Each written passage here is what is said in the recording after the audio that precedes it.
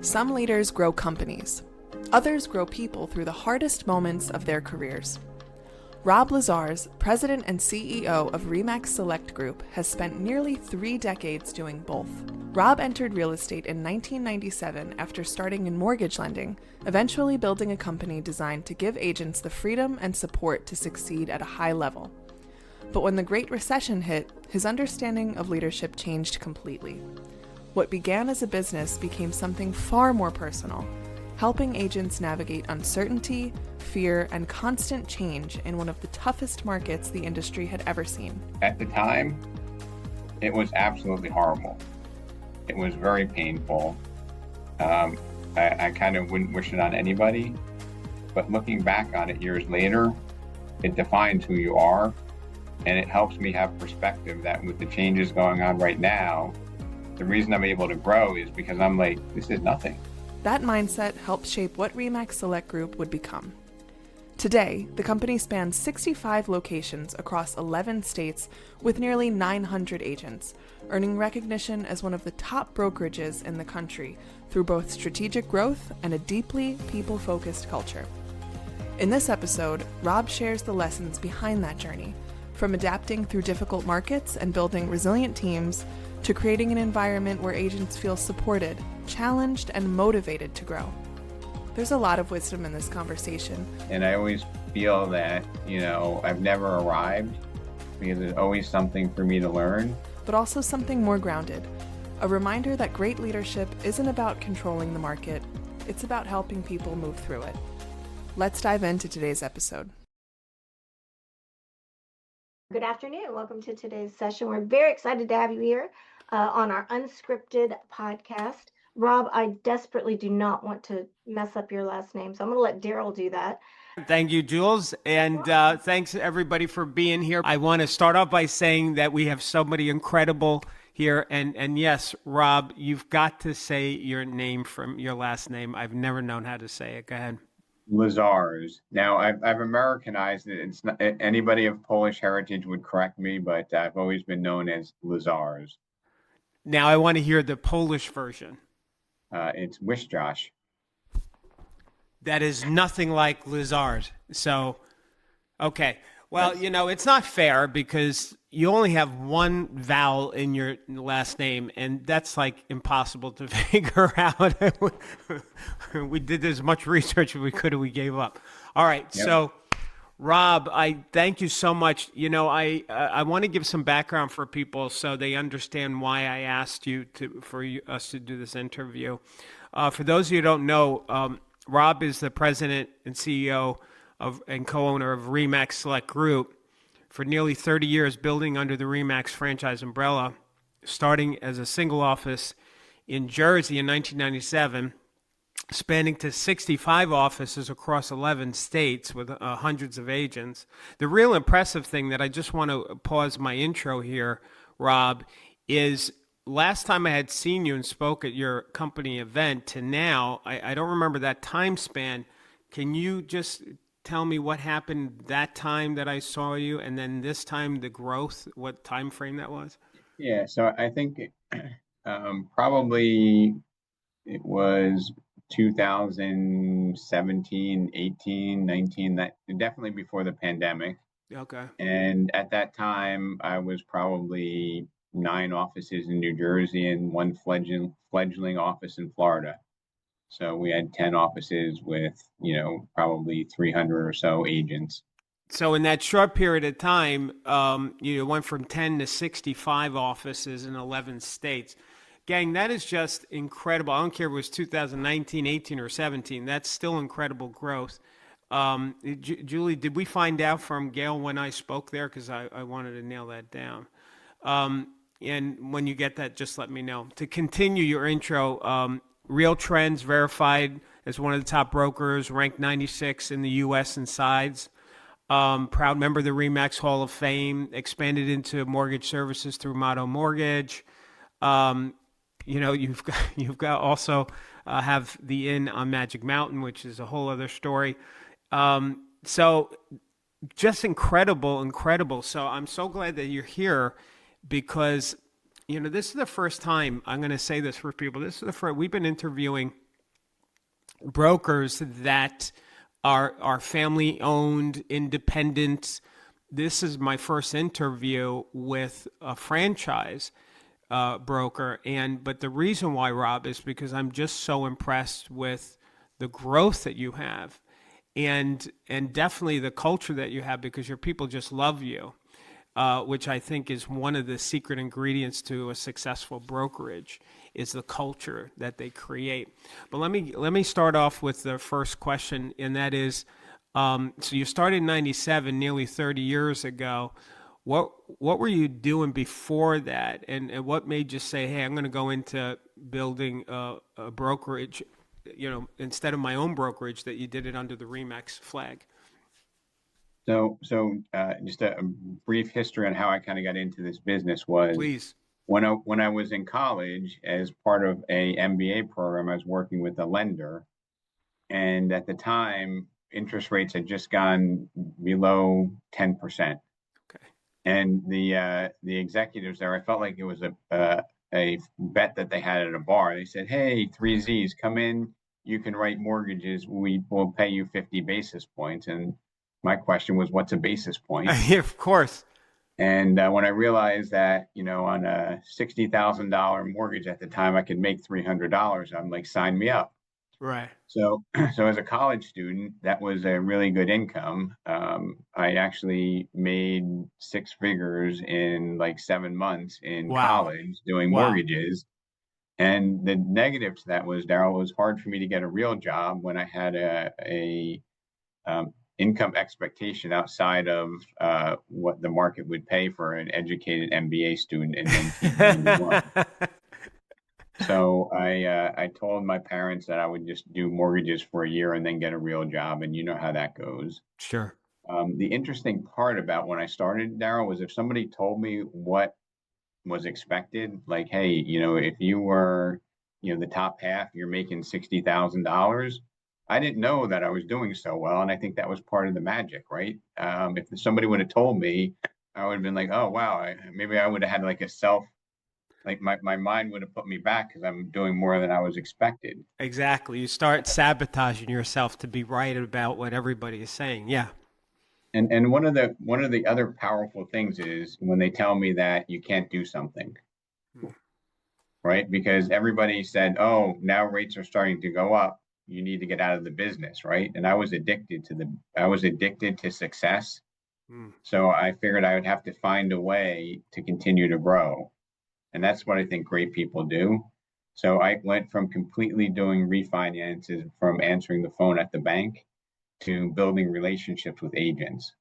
And again, I didn't know the protocol. Nobody gave me the memo. So I always looked at it as, why would an agent give me business just because I'm me? I need to help them. I need to be part of the business generation. And this was pre-Zillow. So this was, really grinding it out, finding ways to grow business together. And, we did old fashioned things like, well, I started out by knowing my craft, right? So I didn't need to call an underwriter. I didn't need to, hey, Darryl, let me get back to you tomorrow and see if I could do that, right? You gave me a situation, I can give you an answer because I knew the rules of the game. That was very critical. Then the second piece is I felt like I wasn't entitled to business, that I had to help be part of it, right? And my competition in the industry was, taking them to lunch and what I would call, I don't know if this is even a word, schmoozing the real estate industry. It's definitely a Long Island word. We use that all the time. Okay. So they were schmoozing the agents and making them feel good and taking them to lunch. And I was sitting at my desk solving problems and figuring out how I can create more business. So Sunday nights and Mondays, I was taking their open house sheets that they didn't follow up on, calling them and giving them 1 or 2 leads, right? And I also had a different process. I was excited about what I did. I was new in the business. I was like, hey, Darryl, congratulations, looking for homes. How can I help? And it was authentic and it resonated. And like attracts like, right? So I naturally attracted people who had the same mindset as me. And, the first agent that I started to work with was new in the business, second career, Joan Eisenberg. And within a year, she was the top agent at Remax in the entire state. And I was like, boy, I'm lucky, but I think you make your own luck in this business, right? And then, fast forward, I don't know, that would have been 3 years later, 3 short years later, I'm 26, 27. I wound up buying the office, the largest Remax in New Jersey. Wow. And that's how I kind of got started. But it was by, not looking at it and saying, hey, I do a good job, give me your leads. It was like, I'm part of the process.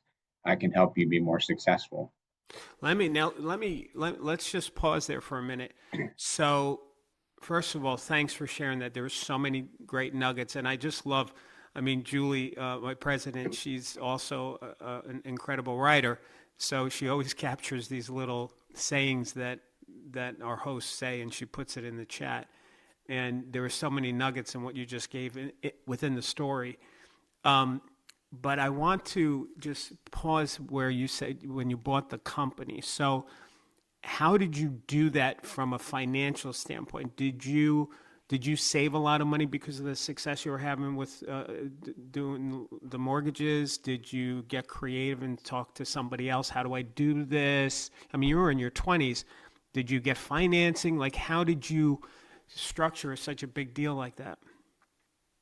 So at the time, I was making in the 90s, I was making in the $300,000 range for 3 or 4 years. And Damn. basically that was the price of the office. So it was like 1 year of my pay. I couldn't believe it.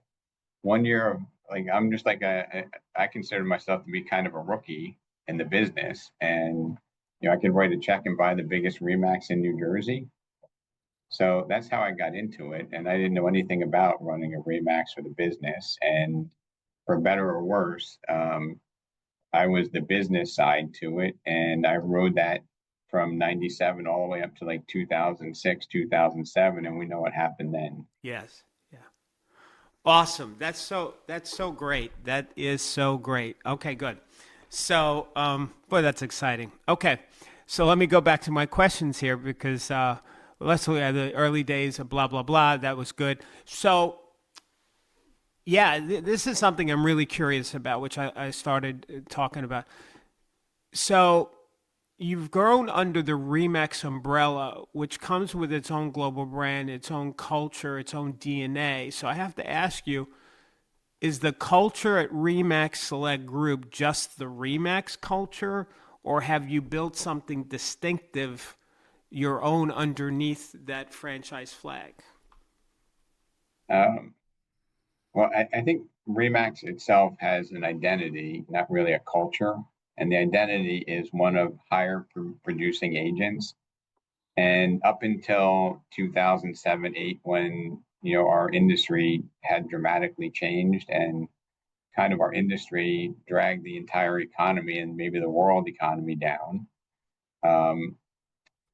I was supporting agents that were independent, and the person that sold me the office told me, "Look, you hire the best agents and you let your stallions run." They came to Remax because they didn't want to be micromanaged and told what to do. Okay. And in the day, and it was symbolic and actual, agents would want to have an office where they would have a door, and if you arrived, you had a private office, not a semi-private. Right. So you can close the door and hey, I have my own office. Right. Right. And it was the anti-collaborative environment. What they did want is they wanted to only be associated with people who had integrity, ethics, or high producers. So agents would give me a hard time if we brought a newer agent in or a lower producer because they didn't want to be classified with those type of agents. Got it. Okay. So that was the best form of a culture, but it was more of an identity. And then when 2007 and 8 came along, okay, I've been around the industry long enough. I had a perspective of what was going on, but I never actually sold. When people were in pain, as I was in pain, I would go to them and say, before you call me, Darryl, I'm coming to you and saying, what can I do to help you? Right. because you know what? I helped 15 of your peers, and helping could either be me being that emotional and that person that keeps you motivated and keeps you disciplined to do what you're already good at doing, or helping you could be helping you realize that you've given up and let me help you move the stuff out into your car. Mm-hmm. It was one of those two things. Okay. Because I felt it was irresponsible to wait for people to call me and say, "Hey, I'm going to be leaving." Like I ought to know that, right? And at that time, they weren't leaving to go to another brand; they were leaving to go work at Home Depot because they were desperate. Mm. Fascinating. Okay. All right. Now, Go ahead. now, at the time, it was absolutely horrible. It was very painful. Um, I kind of wouldn't wish it on anybody, but looking back on it years later, it defines who you are. And it helps me have perspective that with the changes going on right now, the reason I'm able to grow is because I'm like, this is nothing, right? I'm going to be worried about 6 to 9 months out, not Mm-hmm. 6 to 9 weeks out, right? Because Mm-hmm. that's what real professionals are looking at, right? I'm not worried about next month and the following month. That fate is already sealed. I'm looking at the spring of next year, right? That's what you need to be doing in this business. And I think I'm getting my team to do the same, have that same insight, that same intuition. That's awesome, and I'm so glad that you brought that up. As a matter of fact, I want to say something to the attendees that I forgot to say. That's, I think, important. Because we have two groups of people, Rob, on the call. We have brokers and managers, leaders, and then we do have agents on here as well. And I always like to remind the agents while they're listening to this, even though this is a leadership interview, that as individual agents, they're leaders in their own right, in their own business. And so they should be listening for these pearls of wisdom that they can use in their business. And you just dropped one, that it is those toughest moments in your life that help define you and make you stronger. And if you can get through that, then, everything else seems easier when the next challenge comes your way. So awesome. All right. Okay. Do you want to say something on that? Yeah, I was going to say, I share something else in common with a lot of people that are gravitated towards the real estate industry, which is, I get my biggest rewards from like seeing things that agents execute that work. Mm. For example, if there's an agent that's having a hard time, getting conversions on listings or getting people to take the right decisions when they position a property, right? I'm known to, help them prepare for it and then to coach them on their way while they're driving there in the phone in terms of how does that conversation going to sound like. And it's just the best feeling when I get a text message or a call saying, "Hey, Rob, it went exactly like we thought. They listed with me and we got it priced right." And the reason why it really is fulfilling for me, Darryl, is because I know that hiring that agent that's taken the time to educate the homeowner to make the right choice is in fact helping the homeowner, and it's helping the agent. So everybody wins, if that Yeah. makes sense, right? And Awesome. I follow these patterns of mistakes, and it really frustrates me. Awesome. Well, so now that actually brings me to the next thing, because I can clearly hear as you talk, the culture. I can hear it, and so as you grew, now like with 65 offices now in 11 different states, like how do you keep that culture that you've obviously created of caring and serving the agents? How does that work? Is it more difficult? Do you have systems in place to how do you do that? So right now, I'm spending a lot of time on the road. I like to have a lot of personal interaction with the team, and part of the formula is like attracts like. So I might be attracting, and in most cases, it's Remax owners that are, looking to get to that retirement age. Okay. and are looking for an exit strategy. And if they have a similar culture, I can keep that culture and then supplement it with some of the things that I do, right? So in other words, if you like it the way it is, I try not to interrupt what works, but I try to give you access to ways to grow. If Hmm. that makes any sense. Absolutely. And Good. it has to be, it has to be a similar culture, because there are some cultures that just wouldn't be a good fit. So when you're purchasing, and by the way, I just want to say something. The gang, some of you started writing questions, which I'm so glad you are. You should continue to do that because we're going to keep bouncing to different topics. So it may trigger a question for you. Write it in the Q&A. There's a tab somewhere in the Zoom thing where it says You may have to Q&A. click on more, everybody. They've More. changed it around, so you may have to click on more to see the Q&A tab. Okay, so at the bottom there, the menu, it says more, and then you click on Q&A. Okay. Um, so, gosh, I forgot what I was going to say now. Yes. So, so how you, so when you're growing, you're also attracting or looking at what that current culture is, and if it kind of comes close to where you're at, then it's easier purchase as opposed to something that's totally not how you are, and you would pass on that. Is that what I'm hearing? Correct. Okay. And so the person, that broker that's there, that's kind of duplicating you in some respects because like attracts like. So I got it. Okay, good. Very awesome. All right. Oh, how did we get that happening, Julie? We have somebody's video turned on. So I just turned it off, but I'm curious how that even happened. So, it was Idona. I'm sorry, Idona. Hi. Okay, good. That's how that happened.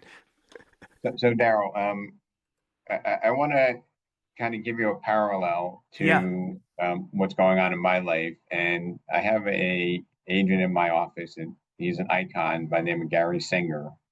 And I think he probably sold 2 offices. And at the time he went to join me, I was very honored to have him on board. And he's been doing this so long. I think he's over 50 years in the business. I'm like, Okay. so Gary, you're still so successful after 50 years. Why? And he's like, I still get the same thrill when I get that listing, and it makes me feel, I think it makes him feel younger. And also, it's hard to turn away business when people, are calling you at this point, right? You've spent a career, identifying who you are. And then when somebody calls you and says, hey, Rob, I'm thinking of selling my office, can we have a conversation? And if it's a brand that I respect, that's why I think you might have asked me at the event, like, how big do you expect to grow? And, I don't have a plan, and I'm bigger than I ever expected to be. But if it makes sense, and it's somebody that I respect, then I look at the opportunity very seriously. And Hmm. it's very parallel to Gary, where when somebody calls him and it makes sense, and he's helping a seller, and I'm helping somebody that I respect who's looking to retire and to further the culture of what they built. That's how I'm looking to grow. Hmm. And during the good times, Darryl, nobody was selling because it was easy, right? I would try to grow. They'd want you to pay some ridiculous number, and it was like very, very hard. So with challenge always comes opportunity. And I enjoy both sides of the market. I enjoy it when it's great, and I also enjoy it when it's challenging, because I think people need us more. Hmm. People need you more now than when it's good, Darryl. That's true. That's true. Wow. Um, Very awesome. Well, keep going there. I think you're dropping these awesome pearls of wisdom. Go. here's something I think that's relevant to the audience, because I'm married for 12 years. I go to events, and my wife would be, but you've been to this event 12 times, like almost like thinking like, are you a slow learner? Why do you need to keep going, right? And and I'm a lifelong learner, right? And even if the content doesn't change, I heard a podcast where, somebody's wife gave them the exact same question, and it made him ponder, right? And why does he keep going to one of the coaching events, right? Every year he goes to the annual event. And he had this answer, which I thought was really profound, right? And he said to his wife, you know what? The content's basically the same, but the first time I went there, I was the team member on somebody's team. Then 4 years later, I was an independent agent. Then 3 years after that, I had an ISA and a transaction coordinator. Now I have a team of 4 people. So, wife, I've changed, and the material has different relevance and different application to me when I'm a different person. And I thought that was really profound. I do know that the content does change, but in many cases the principles are the same, but you interpret it differently if you're at a different point in your life and your career. Have you ever thought about that? Because it really no, that you know what, I've always said that what you just shared is much more powerful and profound. I've always said that it's like when you go to a movie the second or third time, you see things maybe you didn't see the first and second time, which that's still true, but this is much more profound and accurate. That it's you pick up what you need at the moment and where you are in your life at that point. So the same material can serve different purposes based on the listening that you are, so for those spouses of people in the business, your spouse might not be slow. They're just, getting to that mastery point, and they're also picking up different things at different points of their career. That's awesome. That's very awesome. Okay. All right, let's see. So back in 2019, you made headlines when you walked away from Realtor.com leads. And what was behind that decision at that time? So when I was buying leads, and I think things kind of happen for reasons. In other words, part of the attraction that our leadership team had is I was looking at it as like a big team, and teams were giving leads and opportunities to people. And I kept scaling outside of my ability to manage it. And when I started peeling back the onion, back in the day, they'd be like, oh, well, we're giving you X number of leads. And I had contracts for literally tens of thousands of leads. And, once integrity is lost, Darryl, you kind of question the foundation of everything, right? So when things are going well, you don't really pay attention. When I'm trying to be a good example and a good steward, like I coach team members to be, right? You need to know your numbers, you need to manage your expenses, right? So I started looking through at the expenses, and my offshore team was saying, hey, Rob, you're kind of getting, I'll use the term ripped off. And what they were doing is agents were using the platform to make appointments to show properties to their clients. And Realtor.com was counting them as leads that they were charging me for. And they were telling me that they had an advanced mechanism to scrub them, but they really didn't. And they tried to make it very complex. So I basically just said, look, if, Joe at Coldwell Banker and, Rob at Remax and all these names here, you're charging me. We know that those are just people trying to make an appointment because we're not a member of the MLS. And I've lost faith in you, that I just made a decision to completely walk away because I was like this. I throw my hands up. I'm like, at some point, I don't trust you anymore. And that was where I was. So, wow. But that also happened for a reason, because I think it took my focus off of, a lead-centric business to a learning-centric business, right? Explain that. Well, I mean, it's like you can give somebody a fish, or you can teach them how to fish, right? And I wanted to teach people how to have a sustainable business, not just to supplement their business with additional leads. And I almost felt like I was getting to the point where the supplement was becoming the primary. And what I thought was good wasn't good for the agents, because they were becoming dependent upon a source that could be pulled away, or a source that was more expensive than learning how to do it yourself. Which is a lot. That's a lot that happened to a lot of agents with Zillow, right? That they relied so much on Zillow giving their business. I mean, I've heard agents say, "Listen, I pull in $250,000 in commissions a year, and most of it is from Zillow." So yeah, that's a problem. Yeah, and Yeah, Zillow has a place, Darryl. But I think we all need to be practical, and Zillow's looking out for Zillow, right? sure.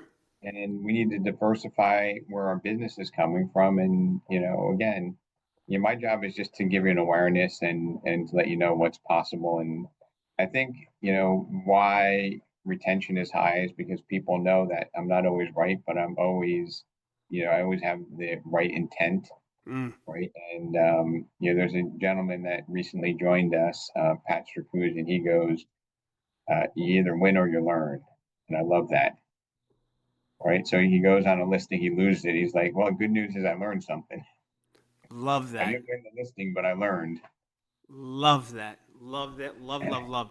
I've always told our power agents that when I was an agent and then I would go into a listing appointment, and if I didn't get the listing, I would go into the car, and before I would pull away, I would ask myself, where could I have improved? What can I learn from this experience? And until I answered that question, I didn't pull away. So that way, at least that was the value that I got from that experience. So that's awesome. Um, I'm gonna ask you something that wasn't on my questions that I wanted to ask you, which is real quick about Real purchasing Remax, and how does that feel for you? How does that feel for the agents, and how are you managing that with your agents? So when the announcement came out, obviously, well, maybe it's not obvious, but they didn't ask me beforehand. It's two public companies, so it was, you know, put on me just as everybody else. And I did some research. I listened to what the new CEO of Real had to say, and I think that with every disruption, there's an opportunity, right? Yes. And everybody's always focusing, oh, what is this going to mean? A lot of my fellow broker owners were like, oh, are my agents now going to expect me to cut our fees and do what Real does and whatever, whatever? And I'm like, look, um, I think, the same company that has Porsche also makes Volkswagen, I mean, they're not going to sell a Volkswagen for a Porsche price or a Porsche for a Volkswagen price, right? Oh, love the Um, analogy. Great analogy. Go on. so I just said that, I'm going to find the good in it, and I'm going to exploit what's good in it, and I'm going to deal with what's not good. And that's how we run the business, right? Because change happens. They don't ask me about change in the industry. It's always happening. And we just need to figure out, how do we exploit what's good, and how do we deal with what's not good. You're so brilliant. You're very insightful, Rob. Didn't It's, know it's, this about Do you. you do this it's, every day? Drop pearls of wisdom wherever you walk? It I just know. That's feels what I like it, feel like. doesn't He's it? just like Like, dropping these little everything that coming out of his mouth. This is like really incredible stuff. sprinkling joy and wisdom wherever you go, Rob. well, I do, Darryl, I enjoy learning, right? And I always feel that, I've never arrived, because there's always something for me to learn. And, it, even if somebody did know everything, in 6 months, it's going to be different, right? Mm, And mm-hmm. you need to be able to figure how can you pivot. Another pearl that I borrowed from Keeping Current Matters founder, the gentleman that passed away, I forgot his name, but he's Steve like, Harney. there are three types of agents. Most agents know what's going on in the market. The better agents understand it. And he said the best agents can explain and teach it. Mm. And it might sound like just words, but if you really break that down, it's really profound, right? Because what that tells me is, when I'm teaching, or if I'm an agent teaching somebody, it's in fact a gift to me as well, because when you're teaching, you develop a higher skill level for that, Mm. right? So if you're doing something and you're successful, when you take the time as a team leader to teach your team member, Mm-hmm. you may not know it, but you're actually getting a gift back of getting better, because you're explaining and refining the process and getting better. Absolutely. Absolutely. Well, because you also have to, I think one of the things I've always used to say. I haven't said this in a long time. The next level of learning is teaching, and which speaks to what you just said, because when somebody is going to transfer knowledge, they have to really look and dissect and ask themselves a question: why does this work? Why does this work for me? And so that's why you're learning, you're getting stronger, because you've got to answer that question before you can transfer the knowledge. I along the same vein of this, of you looking at the positive, like seeing that there's always an upside to every challenge and exploiting that. Let's talk about for a minute the pandemic, or more so the NAR lawsuit, and now private listings being spearheaded by none other than Compass, and now they're talking about a national MLS, which I think would actually destroy how we know it now. At least that's my opinion. So how do you, as a broker owner of 65 offices, dealt with those challenges with your agents? Because most of the time agents panic when there's these major disruptions like we've seen and are currently going through.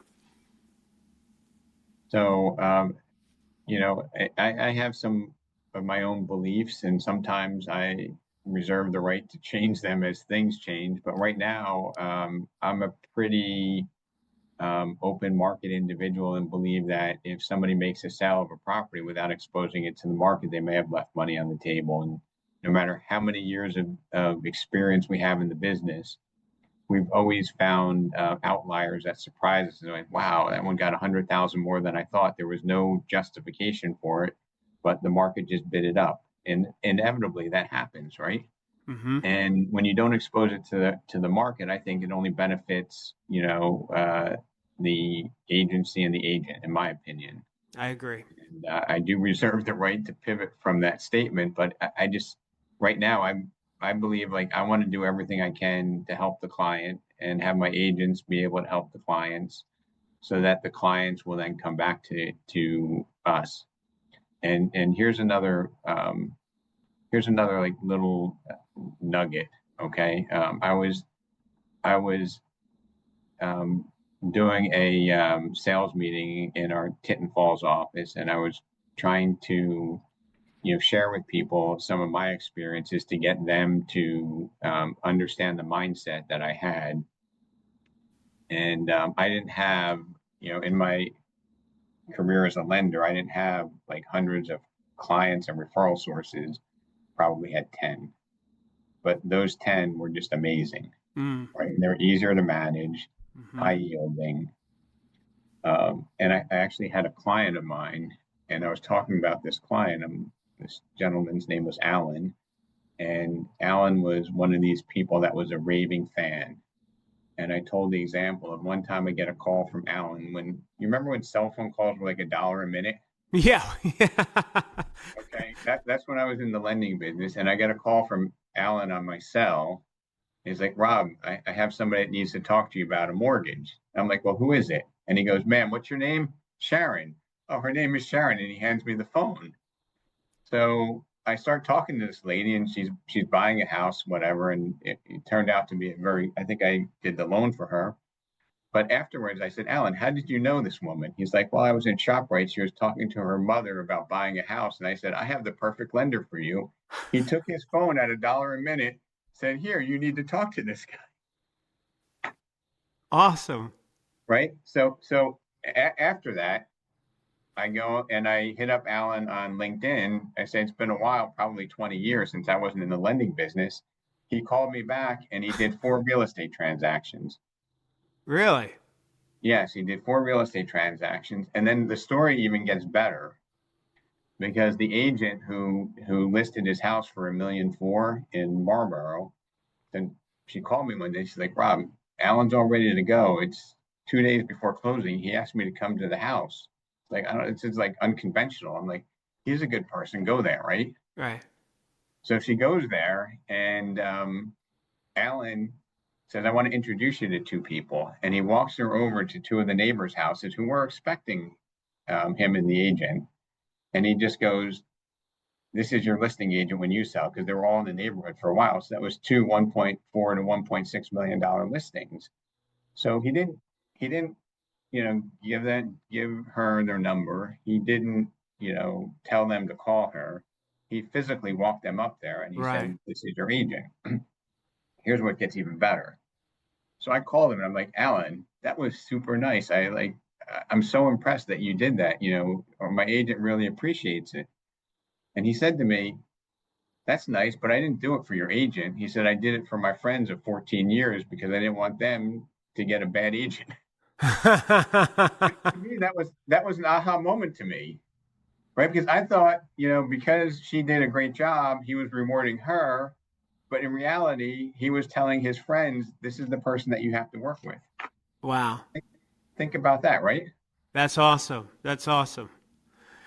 All right. So listen, here's what we're going to do at this point.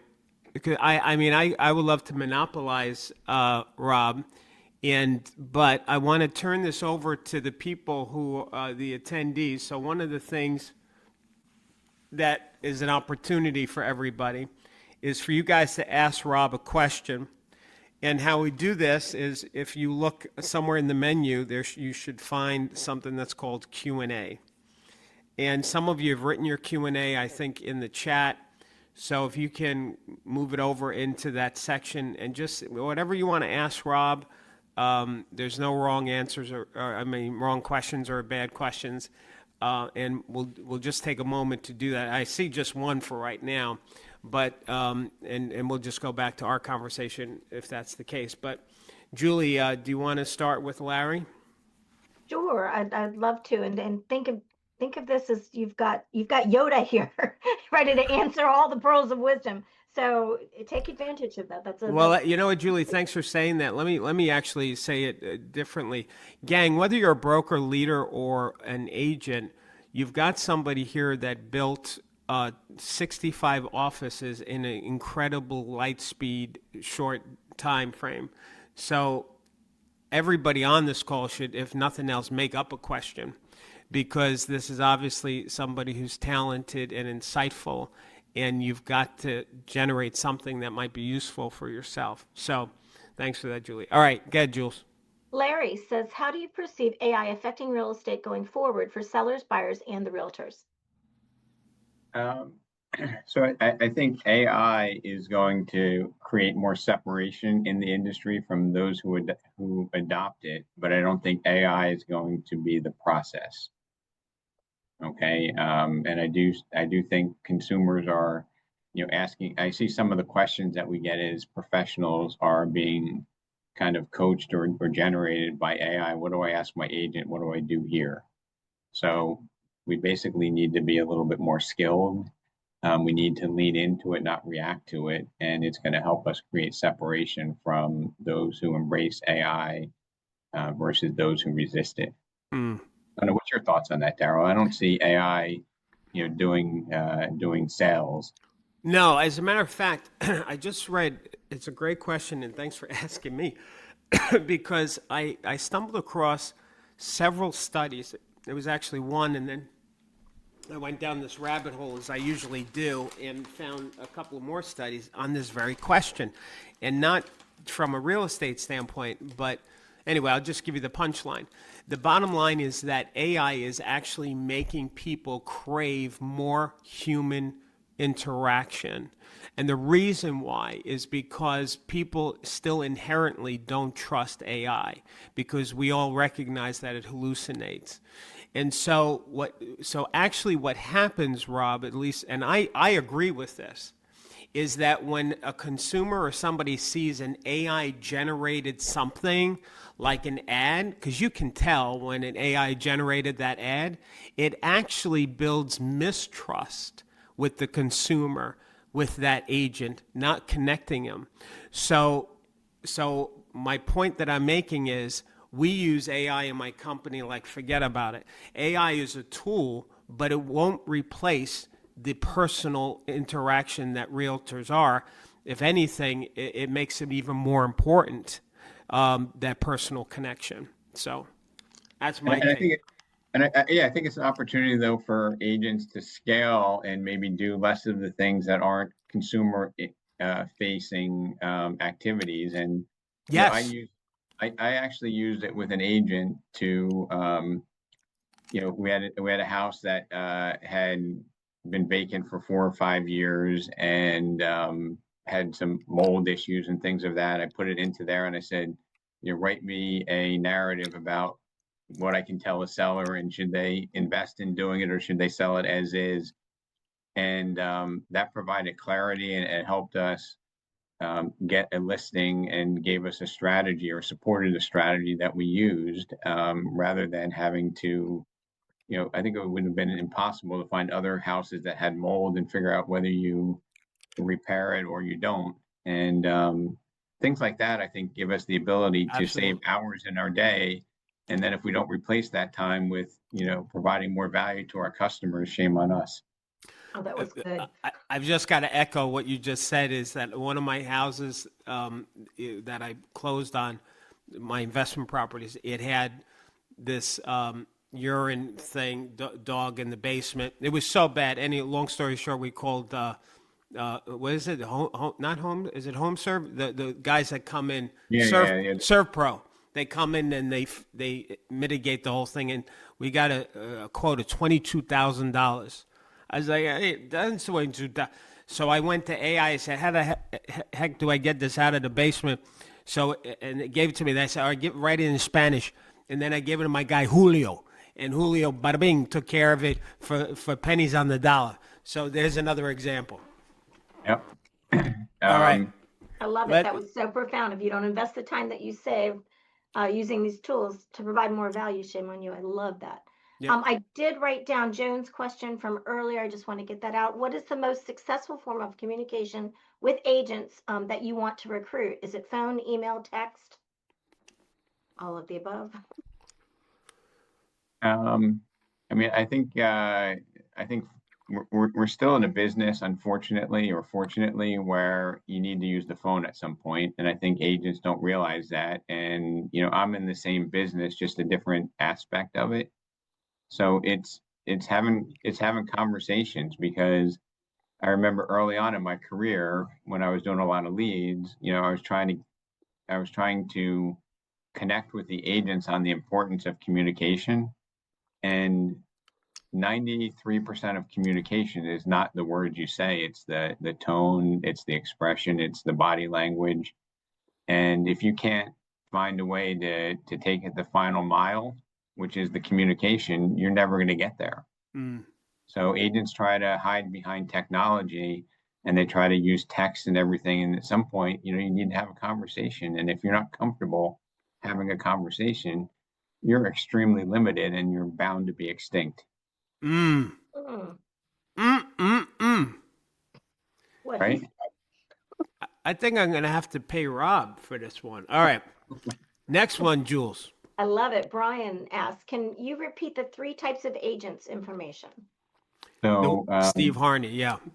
Yeah, most agents know what's happening in the market. The better agents understand what's going on, and the best agents can teach and explain it. Awesome. Thank you. All right. Michael says, how do you handle recruiting? We have people that set up appointments, and most of my managers are. It's basically the same thing as agents growing their business. They need to make their calls, have their conversations, do their appointments, and that's, I tell managers that aren't willing to do that, and they say they're spending all their time coaching their agents. I call that a hypocrite. Because if you're not willing to do it in your job responsibility and you're telling others, I have a tremendous distaste for that. And that comes from when I was in lending, Darryl, they made me a manager, and I would get this content that I was supposed to teach my agents that was done in the corner office of the ivory tower, somebody who never sold. Right. I was like, this is ridiculous. This is not executable information. Mm-hmm. It was clear to me that somebody made that up without having the experience. And I think for me, I'll never preach to somebody to do something that I'm not willing to do myself. And, I do door knocking. As a matter of fact, when I was in St. Louis, I sat 2 open houses with the agents and we door knocked for an hour before we got 4 leads and 2 leads from an hour of door knocking. Wow. They probably don't materialize to anything. But probably maybe one will. And I love to go on listing appointments because in the event that I'm wrong on something, I realize it immediately and I have to pivot, right? And if I go on a listing appointment with an agent, I may only do that once in my career and I can't have a bad day, right? Because that's my identity with that person. So I have to bring the best version of myself to every opportunity. Just to put a pin in that recruiting distinction, if the job of an agent is to build a listing inventory, well, listing inventory for a manager is the agent's recruiting. So, which is awesome. Okay. Go ahead, Jules. What else? I love him. Such a mark of a good leader. You never ask somebody to do something you're not willing to do yourself. That's right. Addie said, if I decided to open a real estate firm now, what would be the one thing you would tell me to do to be successful? That's a great question. Don't do it. No. Run. So I would say if you decide to open up a real estate office right now, I would find a mentor and somebody that can kind of guide you so that you can minimize the number of mistakes that you make. Okay. And here's another little nugget. And, Bobby Golden, one of my agents, said that one of his mentors from his former office wanted to be an owner of the brokerage. He wanted to buy the brokerage he was at, but it wasn't working out. So he's like, he's going to open up his own. And I said, please set up an appointment with me because I can save him millions from all the mistakes that I made. Right. And we got together and I promise you my intent was just to say, hey, here's some mistakes you can avoid, right? Because I've made them and they're very costly. And as it turns out, he's like, well, could we partner together and open a team office? And that wasn't my intent. So Mr. Rob Durso is now partners with Bobby Golden in a team office in Avenel. And we own the building together, which just was because my intent was to prevent him from making mistakes and be a good mentor. I didn't expect anything in return. And that was the outcome. That's awesome, Rob. That's awesome. All right, cool. I want to throw one other nugget out Please. There, which I think is, if you process this, it will make sense and maybe you have to come back to it. But professionals ask questions and diagnose the problem before proposing a solution or a cure. In other words, we're not order takers. We need to ask better questions even before we onboard clients, listings, and buyers. And it's important to know that in any interaction, the person asking the question is the person in charge. And do you know what MMFI is, Darryl? No. Make me feel important. And when you ask people questions, they feel more important because they're talking, right? And it gives you information that you can take and you can use your expertise to provide solutions for that. Right? Love that. Agents have been taught in our industry, probably by people that aren't doing sales, to do a listing presentation. And I resent that phrase. I mean, I'll accept listing appointment or listing conversation. Well, that's my thing, listing conversation all the way. Yep.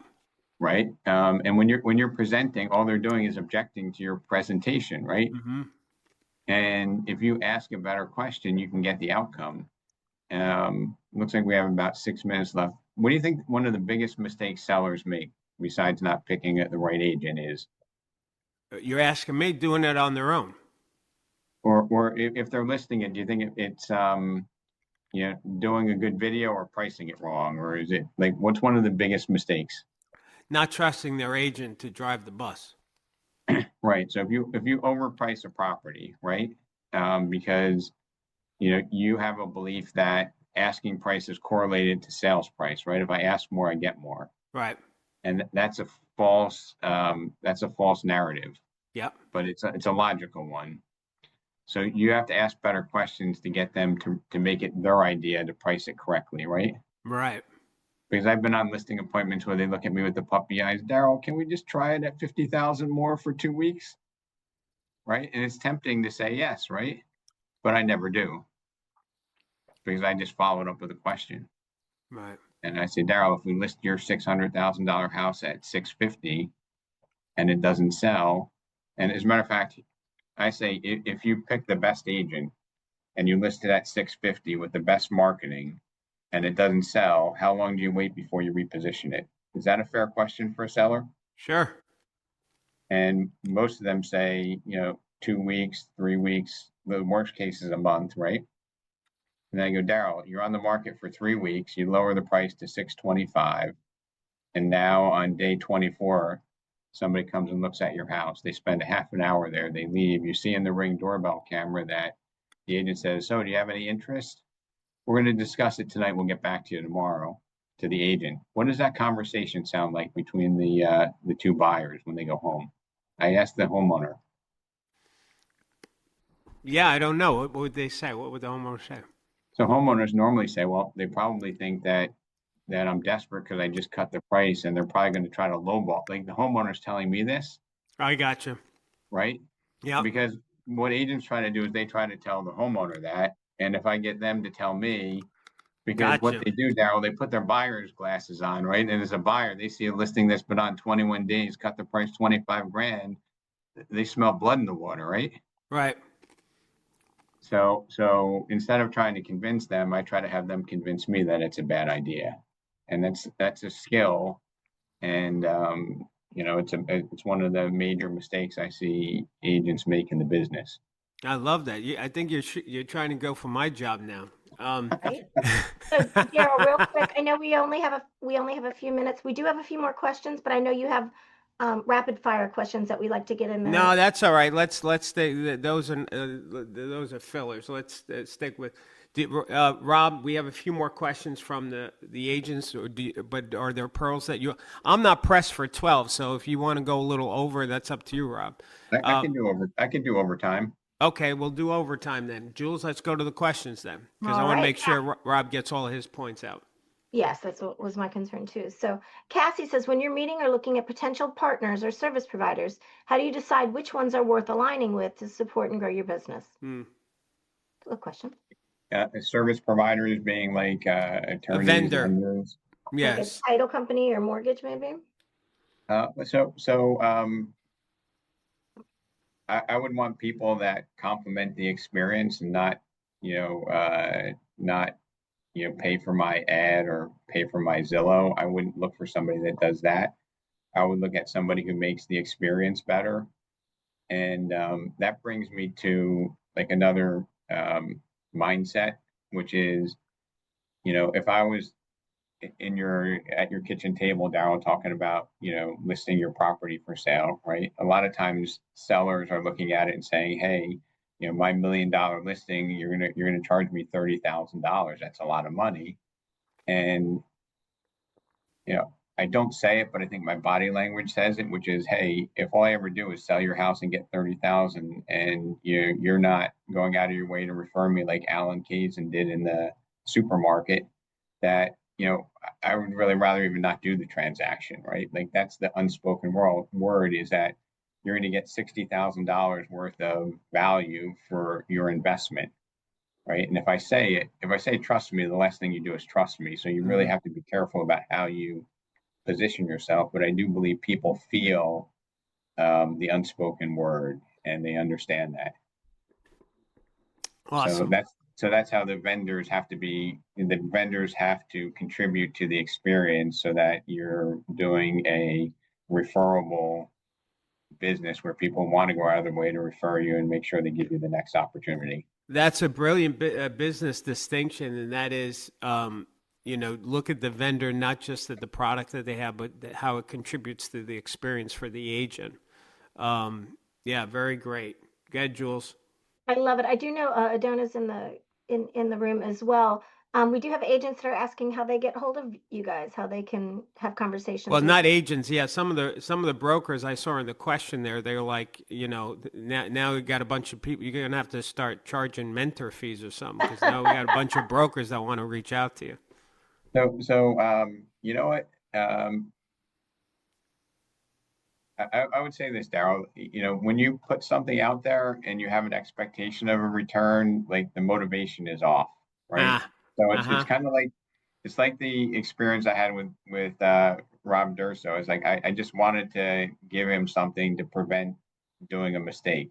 So my number, investing is call or text me. It's 908-377-5953, 908-377-5953.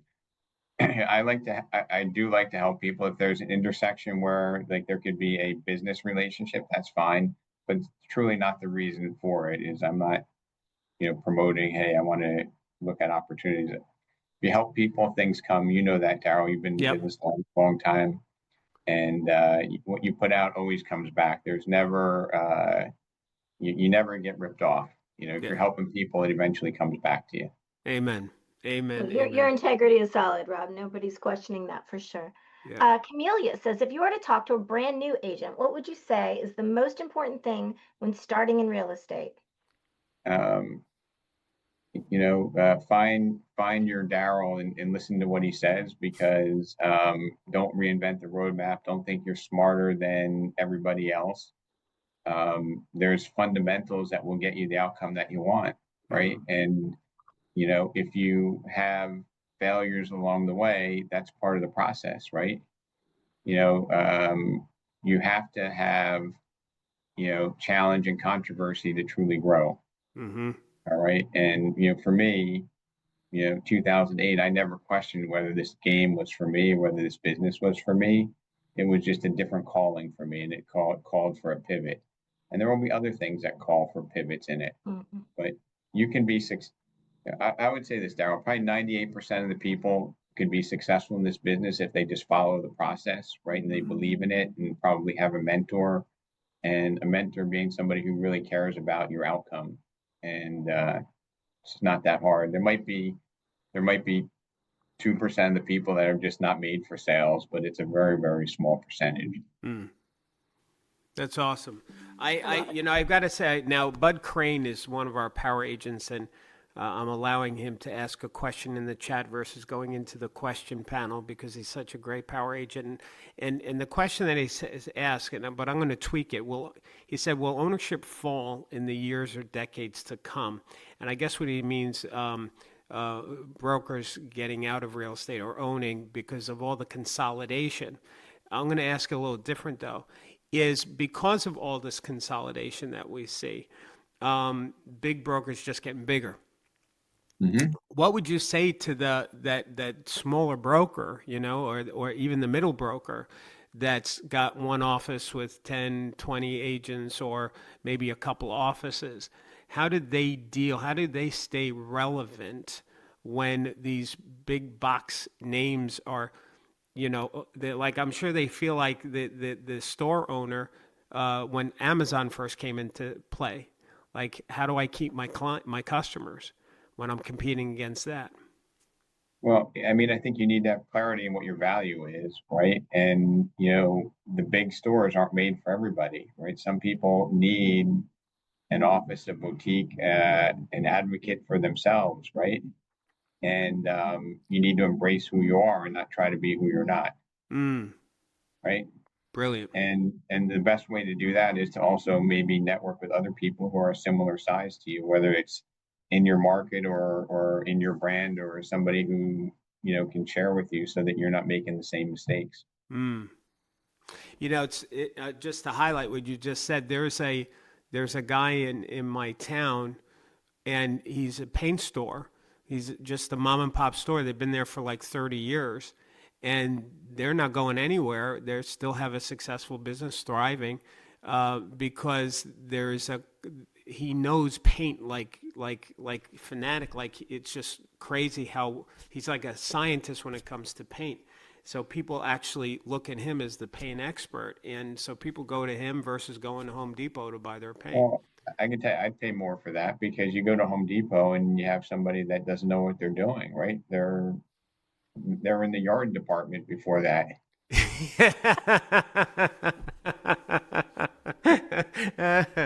Oh, all right. Listen, is there anything? So I think we've got the questions. Is there any pearls of wisdom that I didn't get to with you that you want to share? Um, We yeah, may have covered everything, so it's fine. so a couple of things I want to share is when I look at the best in the industry, they're not worried about what the market does. Mm. They're worried about what they do. Okay. And it incredibly frustrates me when somebody says, well, I'm at 250, I hope to go to 300, 350 if the market cooperates. And for me, the market cooperating, I can tell you, I can't tell you how it's going to change, but I can tell you the market's going to change. And with every change, there's opportunity. And there are those that focus on the negative, and then there are those that focus on how with the change they can find a way to better service their tribe.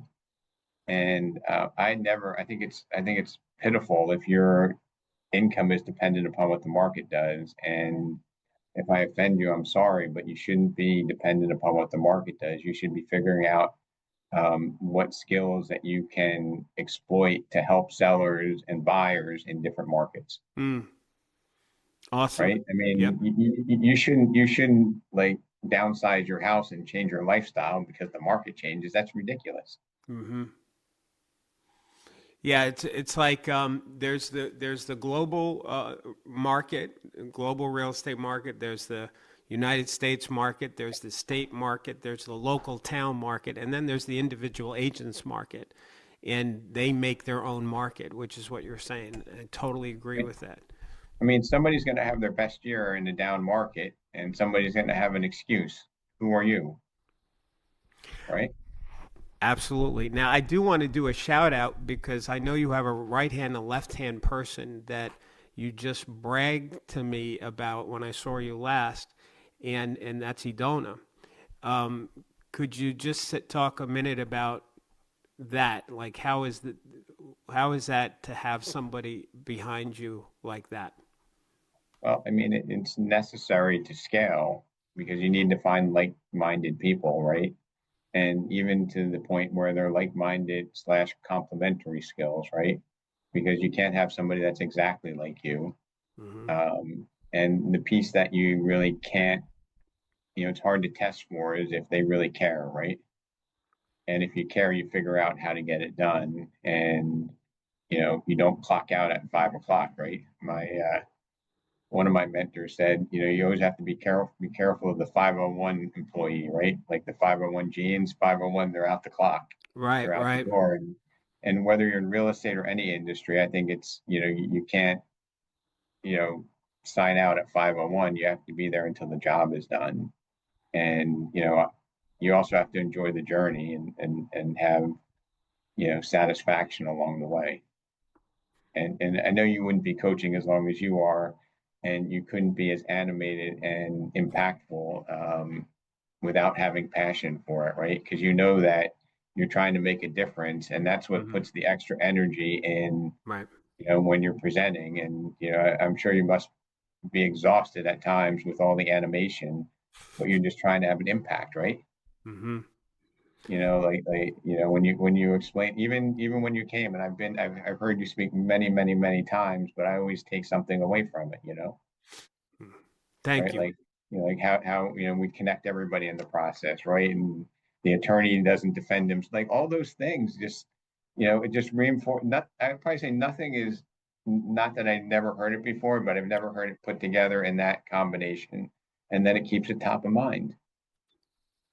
Well, thank you, thank you. Well, I think what you just acknowledge about me, which is true about you and about any leader, is that when you're so committed about your purpose that you're trying to do something that's bigger than you and you want to contribute to others, that takes over you, and that sources that passion, that energy that you have. So you're right. When I'm in front of an audience, I'm taken over by this commitment to serve, and that's what shows up. So, well, listen, this was. Thank you, Rob. This was. You know what we're going to do with this one? I've never done this before. What we're going to do is we're going to take this, and we're creating a list of Robisms, these little pearls of wisdoms, and create talking points, because there were so many in here, which was just awesome. So, I'd love to maybe even take, if you ever have a panel of your top people, and if I could make a contribution. I'm sure I always learn when I contribute. So it's an open invitation for you. Thank you. I appreciate that, Rob. I'll take you up on it. All right. So, gang, do me a favor before we actually go. Can you all, in that little chat area there, where you can talk and stuff, can you just give an expression to Rob? Because I didn't pay him for this. So if you can tell him, did you get anything out of this? Did you appreciate this? Because your comments will go to him. And I appreciate the hearts and that stuff, but hit the keyboard, write something in the chat, because that's more, I think, more impactful. Well, Darryl, how about this? Is there one thing that comes to mind that you can say that you're taking away? Because if somebody takes away one thing that they implement, that would be really powerful. Hey, all right, so let's do that. Let's take just a minute, gang. What's your aha? What if you were going to say, here's the one thing that I got out of this? What would you write in the chat right there? So what's the one thing that you, the nugget that you got? So write that in the chat. While you guys are doing that, I'm going to ask Rob some rapid fire questions. What's the one early habit that made the biggest difference in your career? So I guess early on in my career, when I had no business, I ran it by a schedule. So I had it on, Sunday afternoons, and Mondays I would call everybody. On Tuesdays, I would follow up with everybody I spoke to in the process. On Wednesdays, I would talk to everybody that was in the process. On Thursdays, I would work on clearing conditions and getting people to close, right? And I always looked at it. I never looked at it as I was running out of time. I was always looking at it as, when I was 21, I had three pre-processors or administrative assistants, or whatever you'd call them, because I ran it like a business. Gotcha. So that would be the thing that I would say is just, block the time and do it. Got it. What's your favorite expression or motto?